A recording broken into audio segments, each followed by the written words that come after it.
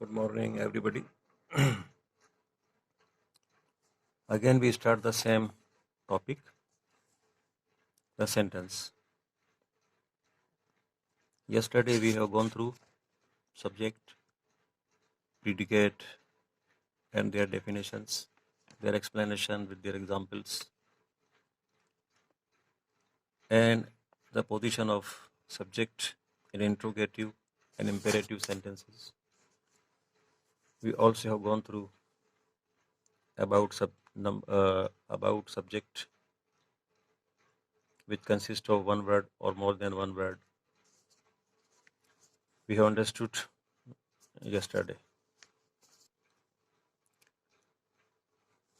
And and we also try to understand about transitive and intransitive verb yesterday. Fly, children fly kites. So here fly is transitive object. Birds fly intransitive object because there is no object after fly. Yesterday we also studied about direct and indirect object in a sentence.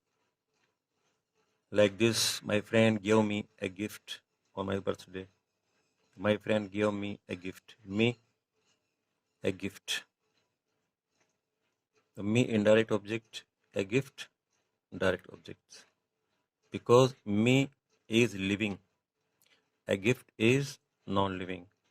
In other words, you also have been explained. The first object, me, is indirect as it talks about a person to whom something is given. The second object, a gift, is direct as it shows what is given to the person. Now as I told you yesterday, to make you understand the same thing that I made you understand yesterday, the indirect object can come after. The indirect object can come after the direct object. Direct object के बाद ये जो इसका देखें example देखें, my friend gave a gift to me. तो यहाँ जो डायरेक्ट और इनडायरेक्ट जनरली होता है क्या है, वर्ब के बाद इनडायरेक्ट ऑब्जेक्ट आता है और इनडायरेक्ट के बाद डायरेक्ट आता है. यहाँ अगर हमें डायरेक्ट ऑब्जेक्ट पहले लाना है तो फिर हमें टू, प्रीपोजिशन टू को लगाना पड़ेगा. जैसे my friend give a gift to me, पहले क्या था, my friend give me a gift. अब इसको हमने रिवर्स कर दिया, my friend give a gift to me. तो हमें ये टू जो प्रीपोजिशन है इसको हमें इनडायरेक्ट ऑब्जेक्ट के ठीक पहले लिखना होगा. ओके, तो अच्छा, sometimes we need a word or a group of words to complete the sense of the object in a sentence. कभी कभी क्या होता है, हमें सेंटेंस के मीनिंग को पूरा करने के लिए, उसे कंप्लीट करने के लिए मीनिंग को, हमें उसमें एक ऑब्जेक्ट लगाना होता है जिसको हम कहते हैं ऑब्जेक्ट कॉम्प्लीमेंट. कॉम्प्लीमेंट कंप्लीट करने वाला वर्ड कहलाता है कॉम्प्लीमेंट. एग्जाम्पल देखेंगे, the principal made Rohit captain. अभी कैप्टन को आप ना पढ़ें, इस कैप्टन को, इसको आप इस तरह देखें, the principal made Rohit. Principal ने रोहित को बना दिया.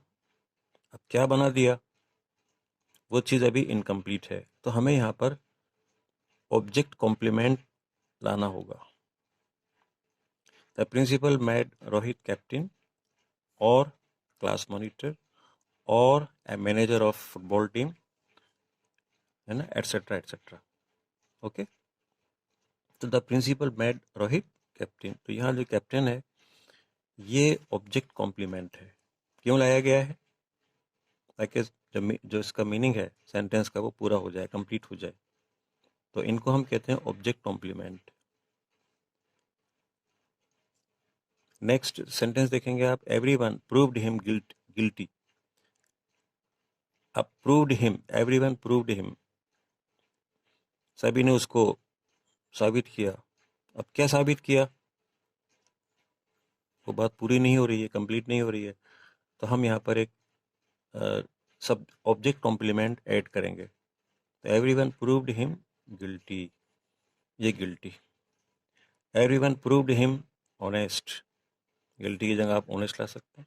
हर एक ने उसको दोषी या ईमानदार या अच्छा, इंटेलिजेंट साबित किया। इस तरह से हम देख रहे हैं कि फर्स्ट सेंटेंस में कैप्टन, सेकंड सेंटेंस में गिल्टी, ये दोनों वर्ड जो हैं इनको ऑब्जेक्ट कॉम्प्लीमेंट के फॉर्म में यूज किया गया है।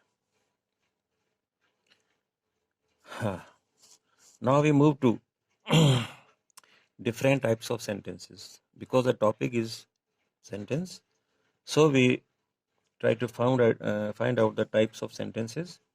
The sentences are of their four kinds: assertive, interrogative, imperative, or exclamatory. The four types of sentence are there. Now its definition, so kinds of assertive sentences. अब ये first जो type है, first type of sentence is called assertive. Assertive also possess two kinds: positive sentence and negative sentence. The assertive sentence has two kinds. Number one, positive sentence. Second, negative sentence. It is all well known to you. You must have gone in previous classes also. So it is this type of this chapters are the repetition of the previous classes with some detail. An assertive sentence states effect. What is an assertive sentence? An assertive sentence states a fact. ये एक fact को, एक सच्चाई को, एक बात को बयान करता है. It can be positive. अब ये सेंटेंस, ये असर्टिव सेंटेंस, ये सिंपल सेंटेंस, ये सामान्य वाक्य सकारात्मक हो सकता है, पॉजिटिव भी हो सकता है, और नकारात्मक नेगेटिव भी हो सकता है. Okay. If the sentence makes a positive statement, अगर असर्टिव सेंटेंस का अर्थ का उसका मीनिंग सकारात्मक है, पॉजिटिव है, तो उसको हम कहते हैं पॉजिटिव, या दूसरे अदर वर्ड्स में हम कहते हैं affirmative. Okay. If the sentence makes a negative statement, अगर वही असर्टिव सेंटेंस नेगेटिव स्टेटमेंट बनाता है, उसमें नकारात्मक बात आती है, उसमें नोट लगा हुआ है, नेवर लगा हुआ है, या कोई और नेगेटिव वर्ड लगा हुआ है, तो it is called a negative sentence. तो उस सेंटेंस को हम नेगेटिव कहेंगे. जैसे दिस इज ए बॉय, ये सेंटेंस पॉजिटिव है या अफर्मेटिव है. This is not a boy, ये सेंटेंस नेगेटिव हो गया, as you all already know. My father is busy, ये सेंटेंस पॉजिटिव सेंटेंस है, तो माई फादर इज बिजी, ये सेंटेंस, इसमें नोट नहीं है, it is without not. Next है sentence my father is not busy, तो ये सेंटेंस नेगेटिव बन गया. तो एग्जाम्पल में हम देखें, हमने क्या देखा कि माई फादर इज बिजी, ये सेंटेंस असर्टिव है लेकिन पॉजिटिव है. असर्टिव सेंटेंस पॉजिटिव सेंटेंस के रूप में लिखा गया है. और second sentence my father is not busy, ये सेंटेंस भी असर्टिव है, सामान्य वाक्य है, इसको निगेटिव बनाकर लिखा गया है, मतलब नोट लगाकर, ये नोट लगाकर, जिसमें नोट आएगा वो निगेटिव हो गया. तो इसे असर्टिव सेंटेंस के टू टाइप्स हुए. देखिए, असर्टिव सेंटेंस के टू टाइप्स हुए. नंबर वन पॉजिटिव सेंटेंस और दूसरा निगेटिव सेंटेंस. पॉजिटिव का मतलब एफर्मेटिव, जिसमें नोट नहीं होता, और जिसमें नोट लगता है उसको हम निगेटिव सेंटेंस कहते हैं. अब हम बढ़ते हैं इंट्रोगेटिव सेंटेंस की तरफ. इंट्रोगेटिव मतलब प्रश्नवाचक, इसे हम कहते हैं प्रश्नवाचक.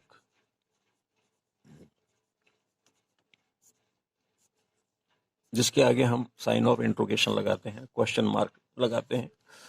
ये आप अच्छे से जानते हैं। काइंड्स ऑफ इंट्रोगेटिव सेंटेंस, वह क्वेश्चन, ये काइंड्स है। पहला जो टाइप है वो है वह क्वेश्चन, दूसरा है yes no type question.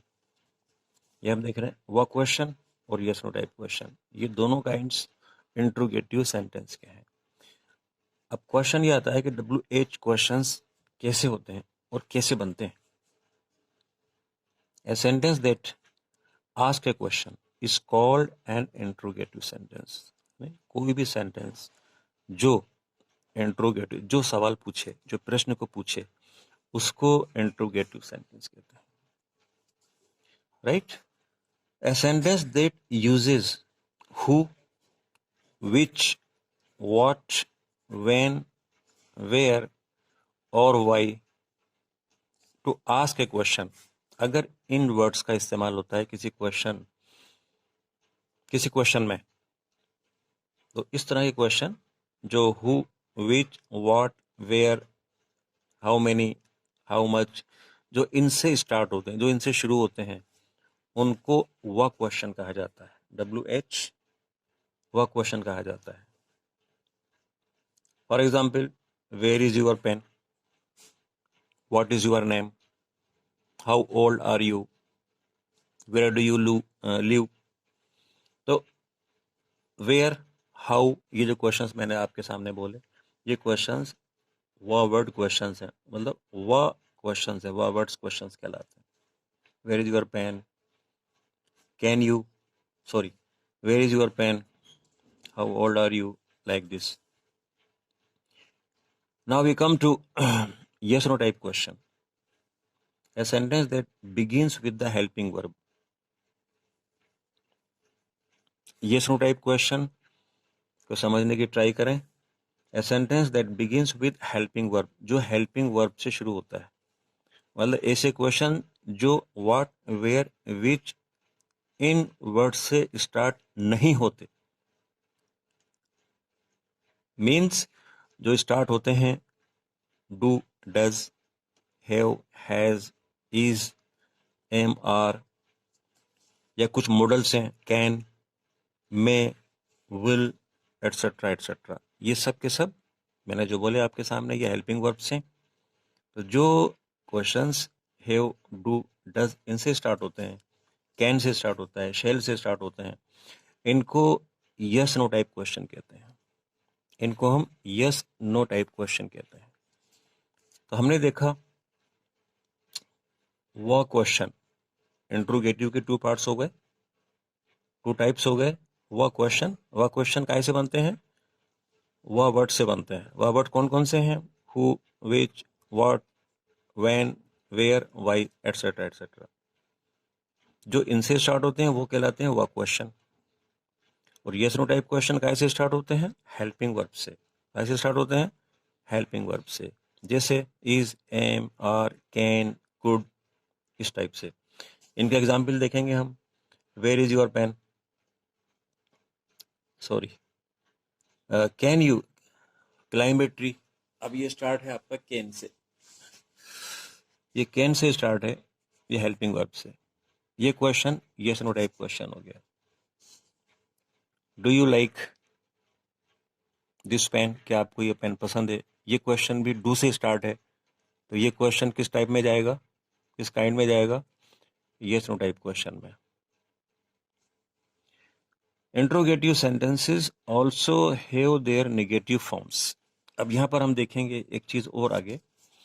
Interrogative sentence होते हैं, उनकी नेगेटिव फॉर्म भी होती है, मतलब उसमें उन सेंटेंस में नोट भी लगाया जा सकता है, उनको नेगेटिव भी बनाया जा सकता है। दीज सेंटेंसेस आर कॉल्ड, इन सेंटेंसेस को हम नेगेटिव इंट्रोगेटिव कहते हैं। इंट्रोगेटिव तो ऑलरेडी है, लेकिन उसमें हमने नोट ऐड किया, जब नोट उसमें लगाया हमने, तो उसका नाम हो गया अब negative interrogative. For example, what can he not do, what can he not do, वो क्या नहीं कर सकता। तो हम इसमें देख रहे हैं कि नोट को लगाया गया है, और नोट की पोजीशन आपको मालूम है सेंटेंस में कहाँ आती है, हेल्पिंग वर्ब के बाद आती है। नोट की पोजीशन असर्टिव सेंटेंस में हेल्पिंग वर्ब के बाद में आती है। और इंट्रोगेटिव सेंटेंस में नोट की पोजीशन आफ्टर सब्जेक्ट आती है। जैसे हम ये देख रहे हैं, ये सब्जेक्ट है और ये नोट है। तो इस तरह से हमने देखा कि what can he not do, तो ये इंट्रोगेटिव नेगेटिव कहलाएगा। ये इंट्रोगेटिव नेगेटिव सेंटेंस, सॉरी, यह negative interrogative, negative interrogative sentence, इसको हम कहेंगे। नेक्स्ट एग्जाम्पल है, where should we not look for him. ये सेंटेंस भी आपका नॉट लगा, मतलब ये सेंटेंस भी आपका नेगेटिव इंट्रोगेटिव है। नेगेटिव क्यों, नॉट लगा हुआ है और वेयर से स्टार्ट है, क्वेश्चन है प्लस नॉट है, इसलिए इसको हम नेगेटिव इंट्रोगेटिव कहेंगे। थर्ड देख रहे हैं हम, थर्ड में आर यू नॉट टायर्ड। ये क्वेश्चन कौन सा है, समझ में आ रहा है आपके, आर यू नॉट टायर्ड, ये क्वेश्चन यस नो टाइप है और नेगेटिव है, means negative, it is also negative interrogative question. तो ऐसा क्वेश्चन जिसमें नोट लगा हो उसको हम नेगेटिव इंट्रोगेटिव कहते हैं। 4 देखें, is he not a good batsman. Here also you are looking at not is used, it is also negative interrogative. I hope all these points must have been cleared. Again I repeat the kinds of interrogative sentence: WH questions, second yes and right question, WH questions what, where, how से start होते हैं, yes and right questions helping verb से start होते हैं, can, are, do, we इनसे start होते हैं। और नेगेटिव इंट्रोगेटिव सेंटेंस जब इंट्रोगेटिव में नॉट लगाया जाता है तो वो सेंटेंस नेगेटिव इंट्रोगेटिव कहलाता है। जैसा कि अभी हमने यहाँ इस बात को समझा और क्लियर किया। तो फर्स्ट सेंटेंस एसेटिव सेंटेंस वो क्लियर हो गया। सेकंड सेंटेंस इंट्रोगेटिव सेंटेंस और उसके टाइप्स ये भी क्लियर हो गए आपको।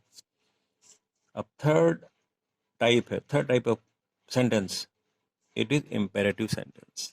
Imperative sentence gives an order.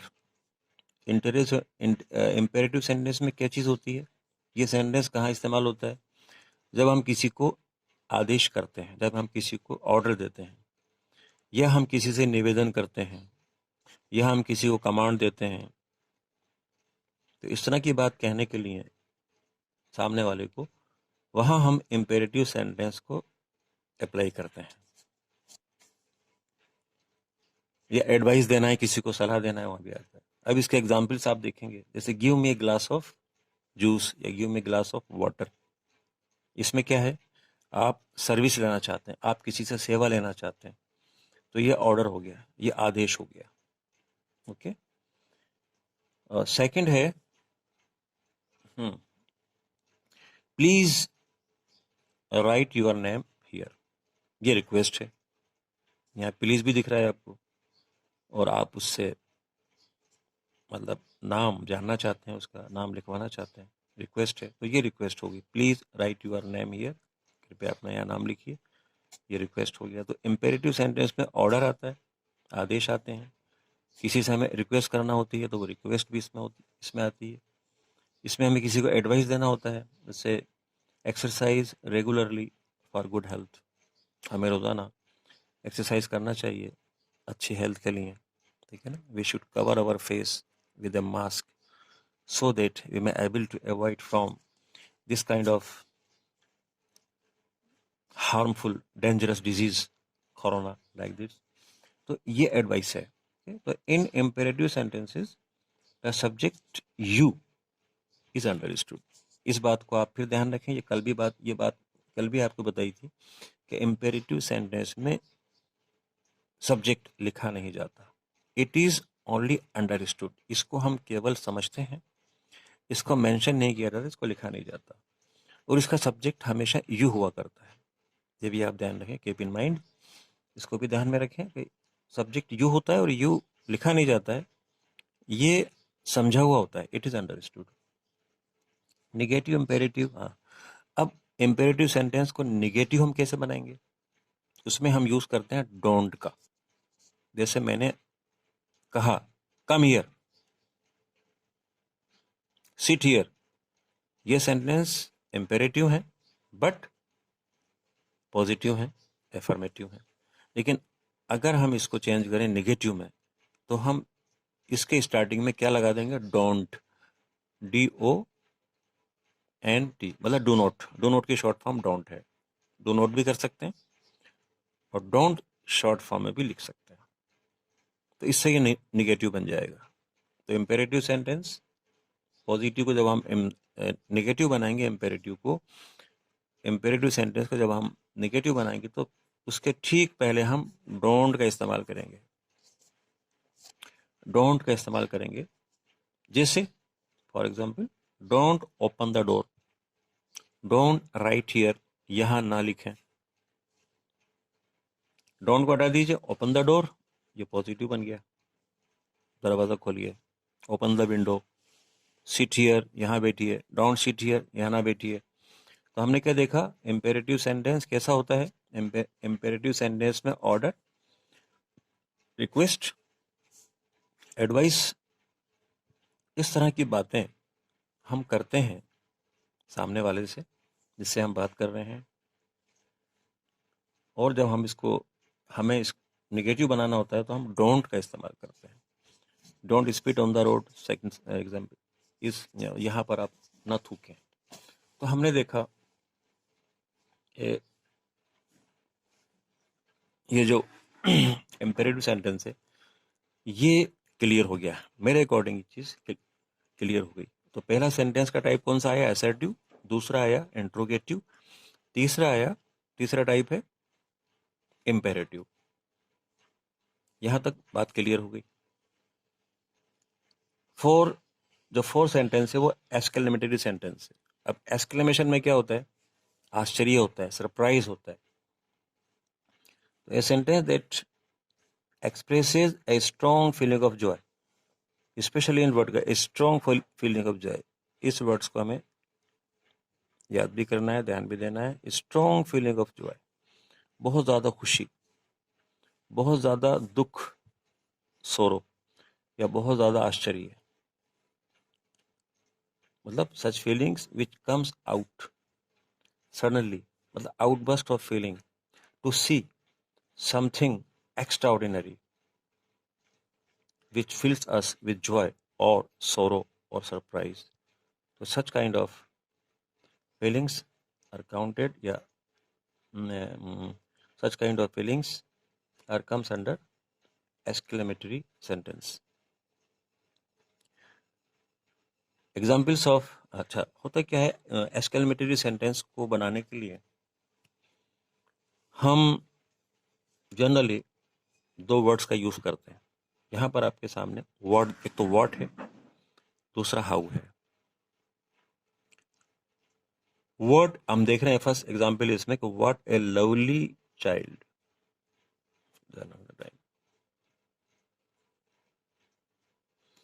What A lovely child. अब यहां सरप्राइज है, कितना प्यारा बच्चा है। यहां व्हाट का मतलब क्या नहीं है? व्हाट का मतलब व्हाट यहां पर यूज हुआ है एक्सक्लेमेशन के लिए, विस्मय बोधक, जिसमें आश्चर्य बताया जा रहा है। तो व्हाट ए लवली चाइल्ड, कितना प्यारा बच्चा है, सुंदर बच्चा है। तो इसमें होता क्या है कि व्हाट के बाद हम एडजेक्टिव लाते हैं। इसका जो स्ट्रक्चर है what plus adjective plus noun plus subject plus verb, और लास्ट में हम एक साइन ऑफ एक्सक्लेमेशन ऐसे लगा देते हैं उसके। ये एक्सक्लेमेटिव सेंटेंस को बनाने का एक सिंपल तरीका है, एक मेथड है। सेकंड सेंटेंस है हुर्रा। अब ये हुर्रा क्या है? हुर्रा, ओह, ये जो वर्ड्स आते हैं ये शायद आपको मालूम है, आपने पढ़े हैं प्रीवियस क्लासेस में। ये जो वर्ड्स हैं they are called interjection words. ये हमारे दिल की गहराई से, from the bottom of our heart, से बाहर आते हैं। कब आते हैं? जब कोई चीज हमको टच करती है, छू जाती है और हमारे दिल से अनायास ही सडनली इमोशंस बाहर आते हैं, वो कहलाते हैं एक्सक्लेमेशन। उनमें एक्सक्लेमेशन होता है, उनमें विस्मय होता है। तो हुर्रा इंटरजेक्शन वर्ड्स हैं। Hurrah, the Indian team one the match. जब इंडियन टीम ने मैच जीता तो खुशी के मारे उनके अंदर से एक वर्ड निकला, हुर्रा, जिसे हम कहते हैं रिजेक्शन वर्ड्स, खुशी से, जॉय से। ठीक है, तो ये जो सेंटेंस है, आप hurrah the Indian one the match, तो हुर्रा जो वर्ड्स है, इससे भी हम इससे भी हम एक्सक्लेमेटिव सेंटेंस बना सकते हैं। तो हम यहाँ देख रहे हैं, hurrah the Indian team one the match, और लास्ट में हमने साइन ऑफ एक्सक्लेमेशन लगाया। थर्ड देखें, अलास, अफसोस, हाय। जो हम, जब कोई दुख होता है, कोई एक्सीडेंट केस हुआ है या किसी की डेथ हुई है, या कोई बहुत अचानक, हमें उम्मीद थी कि हम टॉप कर जाएंगे या अच्छे मार्क्स से पास होंगे और फेल हो जाते हैं, तो हमारे मन से दुख की भावना बाहर आती है। अलास हम कहते हैं, the girl hurt her leg. यहाँ चोट वाली बात है, लड़की को उसके पैर में चोट लग गई।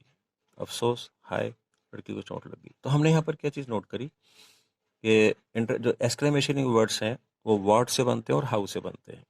ठीक है, जब व्हाट और हाउ का इस्तेमाल नहीं होता, और जब हम हुर्रा, अलास, ब्रेवो, ऐसे और बहुत से इंटरजेक्शंस वर्ड हैं जिनको हम यूज़ करते हैं, वहाँ पर फिर व्हाट और हाउ का इस्तेमाल नहीं होता। जैसा कि हम यहाँ देख रहे हैं, hurrah, Indian team one the match.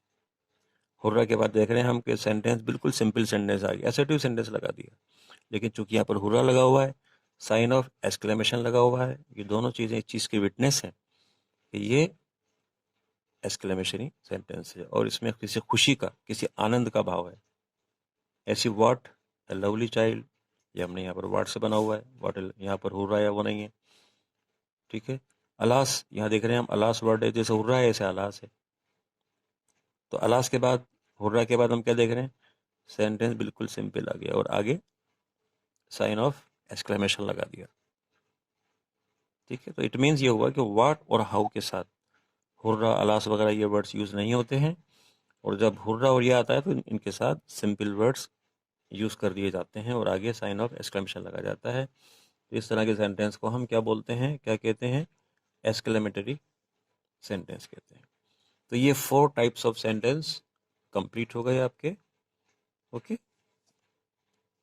Now the chapter is almost over. Now some exercises are there to be given. So tomorrow in next online class, I would like to give some exercises, important exercises to be done. Okay, thank you so much.